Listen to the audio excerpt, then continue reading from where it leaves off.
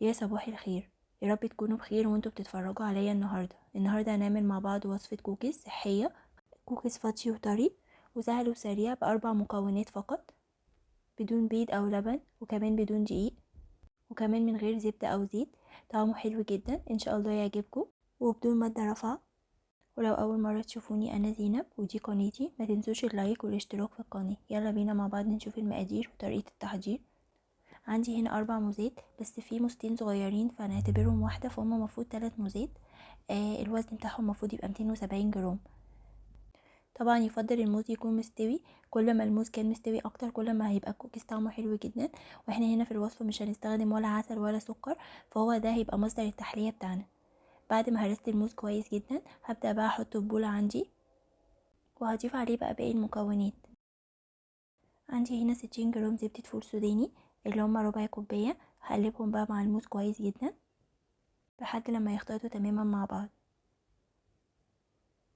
وعندي كمان معلقتين كاكاو خام بدون سكر، برضو هقلبهم بقى مع باقي المكونات لحد برضو لما يمتزجوا كلهم مع بعض كويس. وعندي كمان تلت كوباية شوفان كامل الحبة او سريع التحضير اللي هما 30 جرام، وهقلبهم بقى مع بعض كويس. طبعا هنا ضفت مكون انتوا ممكن عادي تضيفوا كل المكونات مع بعض. بس كده وكده يبقى خليط الكوكيز جاهز معانا.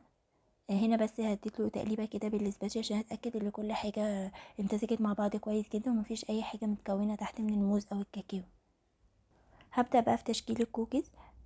هنا عندي صينيه حاطه فيها ورق زبده ومسحه ورق الزبده مسحه خفيفه من الزيت، ممكن كمان ما استخدمش ورق الزبده. وهبدا بقى احط بمقدار معلقه كده في كل واحده، بس كده. وهيدخلوا بقى فرن ساخن مسبقا على 180 درجة، هيقعد في الفرن تقريبا 15 دقيقة. ده شكله بعد ما طلع من الفرن. والحبة دول كنت عاملاهم من غير ورق زبدة عشان اوريكم هو مش بيلزق، او ممكن ما نستخدمش عادي ورق زبدة. بس كده، المقدار ده عمل معايا 10 وحدات من الحجم اللي انتوا شايفينه ده. كوكيز سهل وسريع، طعمه حلو جدا. اما نعوز ناكل حاجة مسكرة وعندنا حبة موز مستويين كده شوية، فممكن نعمل بيهم الوصفة دي. هستنى رأيكم في التعليقات، ولو عجبكم الفيديو ما تنسوش اللايك والاشتراك في القناة وتفعيل زر الجرس عشان يوصلكوا كل الفيديوهات الجديدة اللي بنزلها أول بأول. باي باي.